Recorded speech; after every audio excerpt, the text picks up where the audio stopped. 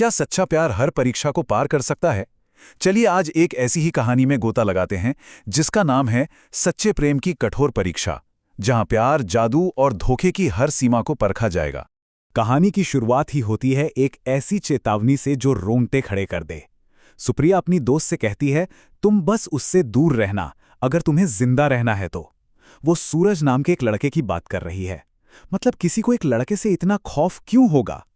इससे पहले कि हम जानें कि इस डर के पीछे क्या है, कहानी हमें एक रहस्यमयी गुमशुदगी की तरफ ले जाती है और यहीं से हमारे किरदारों का असली संघर्ष शुरू होता है। तो देखिए, एक तरफ है सुप्रिया जो सूरज के नाम से भी कांप जाती है, और दूसरी तरफ है सूरज जिसे पहली नजर में सुप्रिया से प्यार हो जाता है। ये अजीब सी कश्मकश चली रही थी कि अचानक सुप्रिया कहीं गायब हो जाती है। उसके घर वाले सूरज से सख्त नफरत करते हैं, लेकिन फिर भी सूरज कसम खाता है कि वो उसे ढूंढ कर ही रहेगा। और यहीं कहानी में एक जबरदस्त मोड़ आता है। सुप्रिया के माता पिता सूरज को एक अजीब सा इशारा करते हैं, जाकर अपनी माँ से पूछो, उससे पता होगा कि मेरी बेटी कहाँ है। सोचिए, शक की सुई अब किसी और पर नहीं बल्कि सीधे सूरज की अपनी माँ पर है। इससे पहले कि सूरज अपनी माँ से कुछ पूछ पाता, कहानी हमें उस जगह ले जाती है जहां सुप्रिया असल में है। ये एक जादुई दुनिया है जहां सुप्रिया की एक ऐसी परीक्षा होने वाली थी जो उसकी किस्मत हमेशा के लिए बदलने वाली थी। तो पता चलता है कि सुप्रिया किडनैप हुई ही नहीं थी, उसे तो एक परी ने बचाया था। और बचाया किससे? सूरज की अपनी ही माँ से, जो असल में एक खतरनाक जादूगरनी है। सुप्रिया को महफूज रखने के लिए परी उसे परीलोक नाम की एक जादुई दुनिया में ले गई थी। परीलोक में सुप्रिया को एक बहुत कठिन परीक्षा देनी थी, और ये कोई 1-2 दिन का टेस्ट नहीं था, पूरे 6 साल का ट्रायल था, भरोसे और वफादारी का। नियम सुनने में बड़ा आसान था। उसे 4 चाबियां दी गईं, पर शर्त यह थी कि चौथे सबसे छोटे दरवाजे को कभी कभी नहीं खोलना है। और बस यहीं से सुप्रिया के मन में असली जंग शुरू होती है। एक तरफ थी परी की सख्त चेतावनी, और दूसरी तरफ उसके दिमाग में वो कीड़ा जो बार बार कह रहा था, आखिर उस छोटे से दरवाजे के पीछे ऐसा क्या राज छुपा हो सकता है। और बस यहीं से सुप्रिया उस रास्ते पर निकल पड़ती है जहां हर कदम पर एक नया लालच उसका इंतजार कर रहा था। सुप्रिया की ये जो लालच की परीक्षा है ना, ये 3 हिस्सों में बटी थी। उसकी यात्रा एक खूबसूरत फूलों की दुनिया से शुरू होती है, फिर एक रहस्यमयी लाल दुनिया से गुजरती है, और आखिर में उसे चकाचौंध कर देने वाली सोने की दुनिया तक ले जाती है। पहले दरवाजे के पीछे क्या था? एक बात करने वाला फूल जो अपनी आजादी के बदले एक इनाम का वादा करता है। सुनने में तो ये बड़ी मासूम सी बात लगती है ना? पर असल में ये सुप्रिया के पतन की पहली सीढ़ी थी। फूल ने क्या कहा? अगर तुम मुझे इस डाली से तोड़ दो तो मैं तुम्हें एक हीरे की अंगूठी दूंगा। बस यही था पहला लालच, एक छोटा सा इनाम जिसने सुप्रिया के 6 साल के वादे में पहली दरार डाल दी। अब दूसरे दरवाजे के पीछे का लालच वो तो और भी बड़ा था। एक फंसा हुआ पक्षी अपनी रिहाई के बदले एक ऐसा इनाम देने का वादा करता जो पहले से कहीं ज्यादा कीमती था। अब दांव बढ़ चुके थे और सुप्रिया अपने वादे से और भी दूर जा रही थी।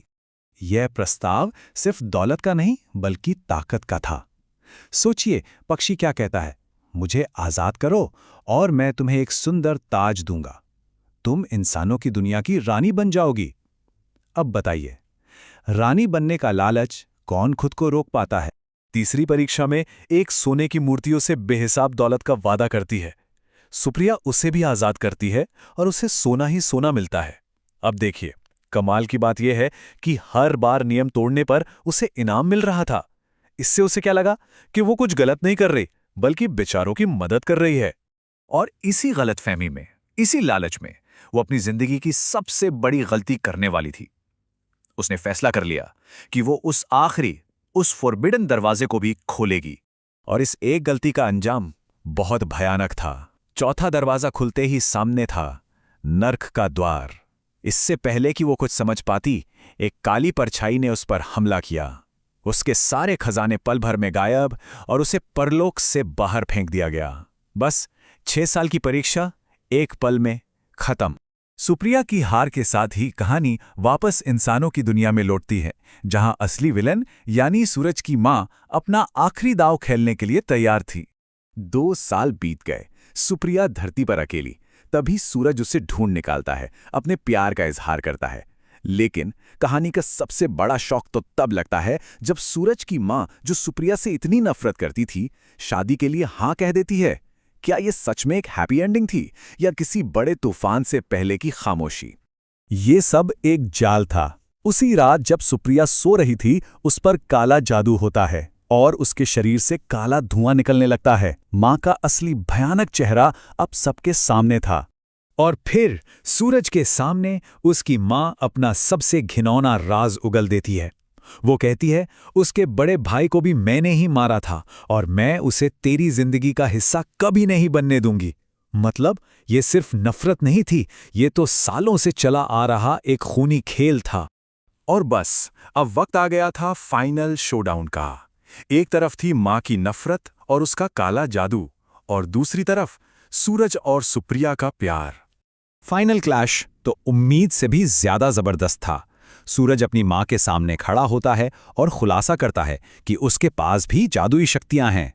और तभी सीन में एंट्री होती है परी की, जो परलोक से सूरज की मदद करने आ पहुंचती है।